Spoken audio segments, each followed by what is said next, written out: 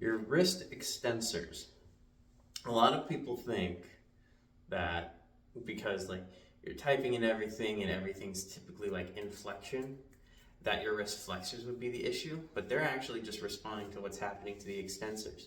Typically, the hand's not here when we're doing all that, we're here. Think about if you're holding a mouse or when you're typing.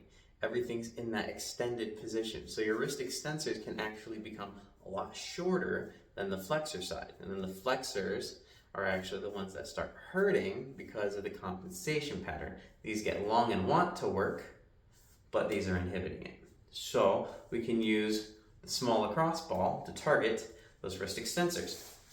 I like to do it either on the floor, tabletop, anything like that, but I'm just going to show the position that you have to get into. So the primary area is going to be up from that upper elbow region down the back side of the wrist.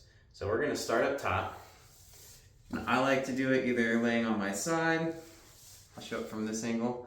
You can use your hand to kind of press down and perform some wrist flexion without flexing the fingers. Keep the fingers nice and calm, and then just bend at the wrist itself. If you grip, the wrist extensors activate. Don't want to do that. So keep the fingers nice and loose and just flex at the wrist. Once that feels better, roll down a little bit. Again, apply pressure, flex the wrist, and try and mobilize it. You can also go side to side into some supination and pronation just to help also open that up. And then you can also roll forward and back along those tissues. See if you can decrease any adhesions or that adhesiveness between all the different muscles of the forearm.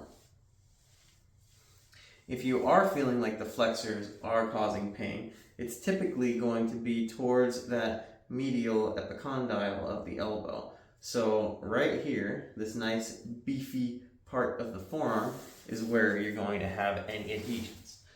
To do that, same kind of position. Plant down, press down, and then you're going to go into some wrist extension. Again, relaxing the fingers and going through extension.